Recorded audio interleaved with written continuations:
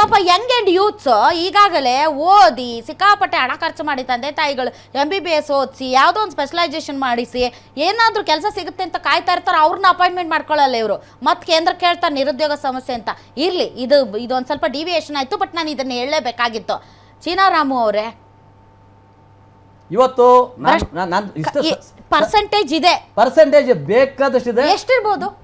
ಅಲ್ಲ, ಅದನ್ನ ಅವ್ರು ಬಾಯ್ ಬಿಡಲ್ಲ. ನೀವ್ ಹೇಳಿ ಸರ್, ನಿಮ್ಗೆ ಬಿಜೆಪಿ ಅವ್ರು ಏನು ಮಾಡಲ್ಲ ನೋಡ್ರಿ. ನೀವು ಬಿಜೆಪಿ ಅವರು ಒಟ್ಟೆ ನೀವು ಹೋಗೋದು ಪ್ರತಿಪಕ್ಷ ಅನ್ನೋದನ್ನ ನಿಮ್ಗೆ ಏನು ಗೊತ್ತಿಲ್ಲ. ನಿಮ್ಗೆ ಸುಳ್ಳು ಮಾಹಿತಿ ಕೊಟ್ಟು ಸರ್ಕಾರ ಬರಂಗ್ ಮಾಡಿದ್ರು ಅಂತ ಅವರೇ ಬಾಯ್ ಬಿಟ್ರು. ಆಗ್ಲೇ ಅವ್ರು ಸರ್ಕಾರ ಬರಕ್ ಬಾಯ್ ಬಿಟ್ಟಿದ್ ಯಾಕೆ?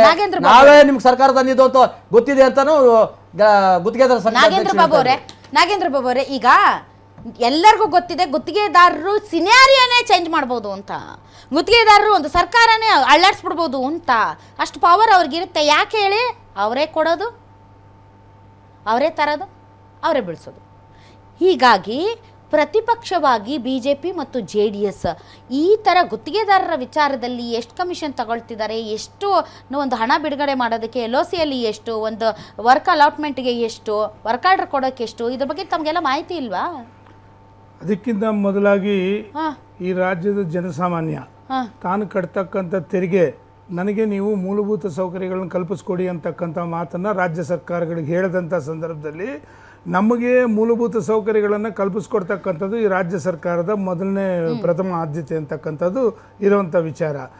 ಈಗ ಟೆಕ್ನಾಲಜಿ ಬೆಳೆದ ನಂತರ ರಾಜ್ಯ ಸರ್ಕಾರಗಳಲ್ಲಿ ಅಭಿವೃದ್ಧಿ ಕಾರ್ಯಗಳು ಇನ್ನೂ ಕ್ವಾಲಿಟಿ ಹೆಚ್ಚಾಗ್ತವೆ ಅಂತಕ್ಕಂಥ ಮಾತನ್ನು ಕೇಳಿದ್ವಿ.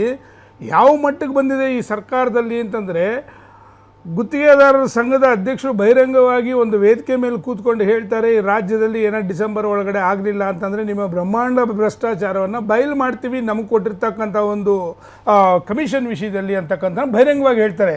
ಹಾಗಾದರೆ ಕೋಟ್ಯಾಂತರ ಜನ ನಾವು ಕಟ್ಟಿರ್ತಕ್ಕಂಥ ತೆರಿಗೆ ಹಣದಲ್ಲಿ ನೀವು ಒಳ್ಳೆ ಕಾಮಗಾರಿಗಳನ್ನು ಮಾಡಿ ಅಂತಂದರೆ, ಉದಾಹರಣೆಗೆ ಇವತ್ತು ಹೇಳ್ತಾ ಇದ್ದೀವಿ, ಎರಡೇ ಟ್ಯಾಲಿ ಮಾಡಿ ನಾನು ಹೆಚ್ಚು ಮಾಡೋದಿಲ್ಲ. ಒಂದು, ಇವತ್ತು ಕಳಪೆ ಕಾಮಗಾರಿಗಳಿಂದ ಎಷ್ಟೋ ಅಮಾಯಕರ ಜನಗಳ ಪ್ರಾಣ ಹೋಗ್ತಾ ಇದೆ. ತಾವು ನೋಡಿದ್ರಿ ಮೊನ್ನೆ ಎಲ್ಲ ಗುಂಡಿಗಳಿಂದ ಯಾವ ಮಟ್ಟಕ್ಕಾಯ್ತು ರಾಜ್ಯ ಅಂತೇಳಿ. ಒಂದು ನಿಮ್ಮನ್ನ ಒಂದು ಸ್ವಲ್ಪ ತಡಿತೀನ್ರಿ ಸರ್.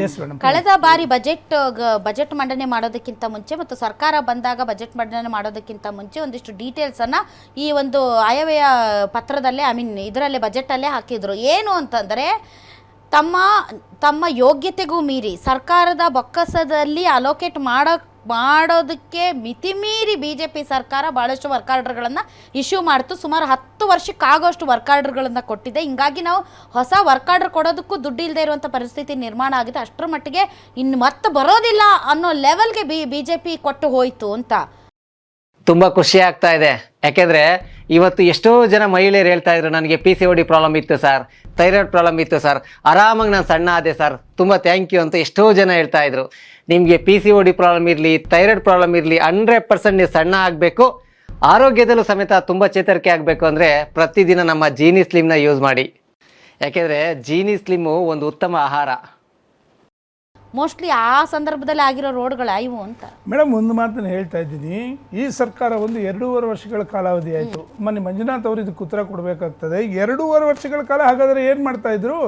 ಅವತ್ತು ಹೇಳ್ಬೋದಿತ್ತಲ್ಲ, BJP ಸರ್ಕಾರದಲ್ಲಿ ಈ ರೀತಿ ಆಗಿದೆ, ನಮ್ಮ ಮೇಲೆ ಭಾರ ಆಗ್ತಾ ಇದ್ದಾರೆ ಅಂತಕ್ಕಂಥದ್ದು. ಒಂದು ನಿಮಿಷ ಕೇಳಿ, ಒಂದು ನಿಮಿಷ ಕೇಳಿ. 2.5 ವರ್ಷಗಳ ಕಾಲ ಇವರು ಕೂಡ ಸುಮ್ಮನೆ ಇದ್ದು ಇವತ್ತು ಮಾತಾಡ್ತಿದ್ದಾರೆ ಅಂತಂದ್ರೆ ಇದಕ್ಕೆ 2-3 ವಿಚಾರಗಳಿದೆ. ಒಂದು, ನಂಬರ್ 1, ಕಳಪೆ ಕಾಮಗಾರಿ ಸಾರ್ವಜನಿಕರು ಕೊಡ್ತಾ ಇರ್ತಕ್ಕಂಥ. ಯಾಕೆ ಅಂತಂದ್ರೆ, ಎಲ್ಲಿ ಇವ್ರು ಕಮಿಷನ್ ಕೊಡಬೇಕಾಗುತ್ತೋ ಕಳಪೆ ಕಾಮಗಾರಿ ಮಾಡಿದ್ರೆ ಮಾತ್ರನೇ ಕಮಿಷನ್ ಕೊಡೋಕ್ಕಾಗೋದು. ಉತ್ತಮ ಅಂತ ಕೆಲಸಗಳು ಮಾಡಿದ್ರೆ ಯಾವುದೇ ಕಾರಣಕ್ಕೂ ಇವರು ಕಮಿಷನ್ ಕೊಡೋಕ್ಕಾಗಲ್ಲ ಅಂತ ಒಂದು ಸೈಡ್ ಆಗೋದಾದ್ರೆ, ಈ ರಾಜ್ಯ ಸರ್ಕಾರದಲ್ಲಿ ಮೊನ್ನೆ ತಾನೇ ನಾವು ನೋಡಿದ್ವಿ, ಯಾವ ಒಂದು ಹಿಂದುಳಿದ ವರ್ಗಗಳ ಆಯೋಗದಲ್ಲಿ ನಡೆದಿದ್ದ ಒಂದು ಮಾತು ಹೇಳ ಸರ್ ನಾಗೇಂದ್ರ ಬಾಬು ಸರ್, ನೀವು ಮತ್ತು BJP ಅವರು ಒಂದು ಪ್ರತಿಪಕ್ಷವಾಗಿ ಟಿವಿ ಡಿಬೇಟ್ಗಳಲ್ಲಿ ಬಂದು ನೀವು ಆರೋಪ ಮಾಡ್ತೀರಿ ಹೊರತು, ಇದೇ ಕೆಂಪಣ್ಣನವ್ರನ್ನ ಇಟ್ಕೊಂಡು ಹಗಲು ರಾತ್ರಿ ಪ್ರೆಸ್ ಮೀಟ್ ಮೇಲೆ ಪ್ರೆಸ್ ಮೀಟ್ ಮಾಡಿಸಿ ಜನರಲ್ಲಿ ಏನು ಕಮಿಷನ್ನ ಭಾವನೆಯನ್ನ ಮೂಡಿಸಿ ಸರ್ಕಾರವನ್ನು ಬೀಳಿಸಿದ್ರು. ಕಾಂಗ್ರೆಸ್ ಅವರು. ಬಟ್ ನೀವುಗಳು ಇಲ್ಲಿಯವರೆಗೆ ಪ್ರತಿಪಕ್ಷವಾಗಿ ಒಂದು ಈ ವಿಚಾರದಲ್ಲಿ ಒಂದು ಧ್ವನಿ ಎತ್ತಿಲ್ಲ, ಒಂದು ಹೋರಾಟ ಮಾಡಿಲ್ಲ. ನಿಮಗೆ ಇದ್ರ ಬಗ್ಗೆ ಏನೂ ಅರಿವು ಇಲ್ಲ, ಪ್ರಜ್ಞೆನೂ ಇಲ್ಲ, ಮಾಹಿತಿನೂ ಇಲ್ಲ. ಅಷ್ಟರ ಮಟ್ಟಿಗೆ ನೀವು ಪ್ರತಿಪಕ್ಷಗಳು ಇದೀರೋ ಇಲ್ವೋ ಅನ್ನೋದು ಜನರಿಗೆ ಗೊತ್ತಾಗ್ತಾ ಇದೆ. ದಯಮಾಡಿ ತಾವು ಈ ಮಾತನ್ನ ತಮ್ಮನ್ನ ಕೈ ಮುಗಿದು ಕೇಳ್ತೀನಿ, ವಾಪಸ್ ತಗೊಳ್ಳಿ. ಯಾಕೆ ತಗೋಬೇಕು? ಇತಿಹಾಸ ಇದೆ, ನಾವು ಮಾಡಿರ್ತಕ್ಕಂಥ ಹೋರಾಟಗಳು ಈ ರಾಜ್ಯದಲ್ಲಿ ಈ ಸರ್ಕಾರ ವಿರುದ್ಧ ದಿನನಿತ್ಯ ನಾವು ಮಾಡಿರ್ತಕ್ಕಂಥದ್ದು ಹೋರಾಟನೇ. ಬನ್ನಿ, ನೀವು ದಾಖಲಾತಿಗಳು ಕೊಡ್ತೀನಿ, ಎಷ್ಟು ನಾವು ಪ್ರೊಟೆಸ್ಟ್ಗಳು ಮಾಡಿದ್ದೀವಿ ಅಂತಕ್ಕಂಥದ್ದು. 40% ಇವತ್ತಿಗೂ ಕೂಡ ಬಹಿರಂಗವಾಗಿ ಹೇಳಿಕೆ ಕೊಟ್ಟಿದ್ದೀವಿ. ಯಾವುದೇ ಕಾರಣಕ್ಕೂ ಪ್ರೂವ್ ಮಾಡಕ್ಕಾಗಿಲ್ಲ, ಅವ್ರ ಕೈಯಲ್ಲಿ ಪ್ರೂವ್ ಮಾಡಕ್ಕಾಗಿಲ್ಲ. ಇವತ್ತು ಕೂಡ ನಾವು ಮಾಡ್ತಾ ಇದ್ದೀವಿ. ಆದ್ರೆ ವಿರುದ್ಧ ಹೌದು, ಪ್ರತಿದಿನ ಮಾಡ್ತಾ ಇದ್ದೀವಿ.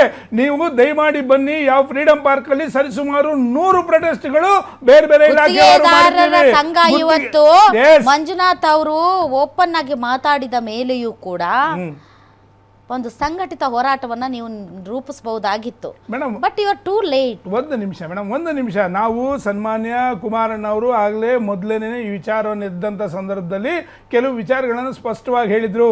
ಯಾರು ಬಡ ಅಥವಾ ತಳಮಟ್ಟದಲ್ಲಿರ್ತಕ್ಕಂಥ ಗುತ್ತಿಗೆದಾರರು ಇವತ್ತಾಗಲೇ ಮಂಜುನಾಥ್ ಅವರು ಹೇಳಿದಂಗೆ ಅವ್ರ ಮನೆ ಮಠಗಳು ಮಾರ್ಕೋತಾ ಇದ್ದಾರೆ, ಒಡವೆಗಳು ಮಾರ್ಕೋತಾ ಇದ್ದಾರೆ, ಅವ್ರ ಪರಿಸ್ಥಿತಿ ಹೀನಯವಾಗಿದೆ. 10 ರೂಪಾಯಿ ಅವ್ರಿಗೆ ಸಿಗ್ತಾ ಇಲ್ಲ, ಬಡ್ಡಿ ಕಟ್ಟಕ್ಕೆ ಅವ್ರ ಕೈಲಿ ಆಗ್ದೇನೆ ಮೊಬೈಲ್ಗಳು ಆಫ್ ಮಾಡ್ಕೊಂಡು ಬೀದಿಲ್ ತಿರುಗ್ತಾ ಇದ್ದಾರೆ. ಇಂಥ ಒಂದು ಪರಿಸ್ಥಿತಿಯಲ್ಲಿ ಅಂಥವ್ರಿಗೆ ಎಮರ್ಜೆನ್ಸಿಗೆ ಯಾವುದೇ ಕಾರಣಕ್ಕೂ ಹಣಗಳನ್ನು ತಳಮಟ್ಟದಲ್ಲಿರ್ತಕ್ಕಂಥ ಬಿಡುಗಡೆ ಮಾಡಬೇಕು ಅಂತಕ್ಕಂಥದ್ದು ಕುಮಾರಣ್ಣ ಅವರು ಖುದ್ದಾಗಿ ಮಾತಾಡಿದ್ದಾರೆ. ಆದರೆ ಇನ್ನೊಂದು ಮೇಡಮ್, ಒಂದು ಯಾವ ಒಂದು 65,000 ಕೋಟಿ ಉಚಿತಗಳ ಹೆಸರಲ್ಲಿ ಹೇಳ್ಕೊಂಡು ಇವತ್ತು ಕೆಲಸ ಮಾಡ್ತಾ ಇದ್ದಾರೆ. ಇವತ್ತು ರಾಜ್ಯ ಸರ್ಕಾರ ದಿವಾಳಿ ಎದ್ದೋಗಿದೆ. 2-3 ವರ್ಷ ಸನ್ಮಾನ್ಯ ಮುಖ್ಯಮಂತ್ರಿಗಳು ಯಾಕೆ ಹೇಳ್ತಾ ಇದ್ದಾರೆ ಅಂತಂದ್ರೆ 2 ವರ್ಷ ತಳ್ಳದ್ರೆ ಅವತ್ತು ನಾನು ನಿಲ್ತೀನೋ ಇಲ್ವೋ, ಕೋರ್ಟ್ನಲ್ಲಿ ಎಳಿತಾ ಇರಲಿ ಇವ್ರ ಪಾಡಿಗೆ ಇವರು ಅಂತಕ್ಕಂಥ ಧೈರ್ಯದ ಮೇಲೆ ಇವತ್ತು ಹೇಳ್ತಾರೆ. ಅದಕ್ಕೇನೆ ನಾಳೆ ಉಪಮುಖ್ಯಮಂತ್ರಿಗಳು ಮೀಟಿಂಗ್ ಅನ್ನು ಕರೆದಿರ್ತಕ್ಕಂಥ